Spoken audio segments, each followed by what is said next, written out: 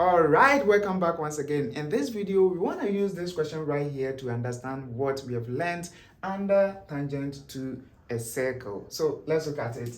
It says A, B, C are points on the circle with a center O. So this is the center of the circle. Line BD and CD are tangent to the circle. And angle BDC is 40 degrees. Angle BOC is X and angle BAC is Y. And we have to find the values of X and Y. So this is the question.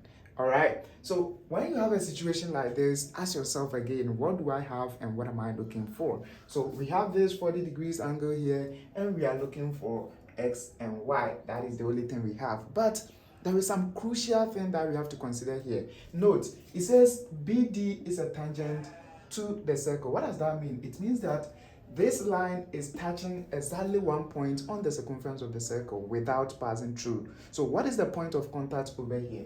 The point of contact is B. All right? So that is it. Then let's look at this line. OB, what is that? Because this is the center of the circle, what do you think will be OB? If you said radius, you are correct because this distance is from the center to the circumference of the circle, which is a radius. So because we have a radius and a tangent, it means that they are perpendicular to each other. So no matter what, the angle between them should be 90 degrees. So once you know this one, you are good to go. It means that this angle right here is 90 degrees. Again, OC is also a radius of the circle, and then CD is a tangent. There's a point of contact here. Remember, the radius and the tangent are perpendicular to each other. So with that being said, here is also 90 degrees. And we can comfortably solve for x. Why? Because when we add this angle, this angle, this angle, and this angle right here, we should get 360 degrees. Why? Because BOCD is a quadrilateral, and the sum of the interior angles of a quadrilateral is 360 degrees. I don't know if you remember this formula, which is n minus 2 times 180, and this n represents the number of sides. So we have 1, 2, 3, 4. It has 4 sides. So when we put 4 in place of the n, we are going to have 4 minus 2, then times 180. 4 minus 2 is giving us 2. 2 times 180, this is giving us 360. What does that mean? It means that this value right here is the sum of the interior angles of a quadrilateral. So that is it. Now that we know this one, we can go ahead and then calculate for the value of x. So let's keep going. Over here, we are going to have x plus, which is this angle, right? Then plus this angle here, which is 90 degrees. Then plus this angle right here, which is also 90 degrees. Then plus the last angle right here, which is 40 degrees. And this must give us 360 degrees. Then we combine like them. So here we have x, we will keep it.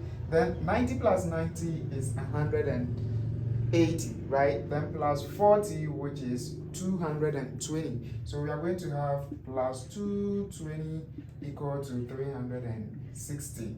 Then we keep x, we subtract 220 from both sides of the equal sign. Then we are going to have x equal to 360 minus 220, like this. Remember, you can forget the degrees, but once you are done, you have to bring it. That is the most important thing, right? So here we have x equal to, what is 360 minus 220?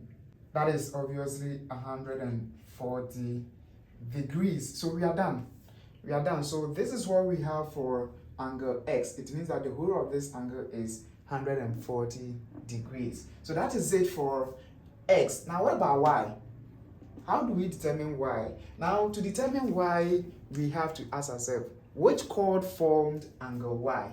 So when we trace it like this, you notice that there is an imaginary chord right here. So if you like, you can just indicate that there is an imaginary chord right here which created angle y. When we trace it like this, right, there is an imaginary chord right here which is B See, in red, right? So this is what we have. And then this same chord is also creating another angle at the center of the circle from Theorem 2, if you could remember, right? We said that the angle a chord subtends at the center of the circle is twice the angle it subtends at the circumference of the circle. What does that mean? It means that when we double up this angle right here, we are going to get the angle right at the center of the circle. So in this case, we can just write this equation. It means that x is equal to 2 times y. That is basically the meaning of this theorem, right? But we already know what x is, which is 140. So here we are going to have 140 equal to 2y. We rewrite this again like this.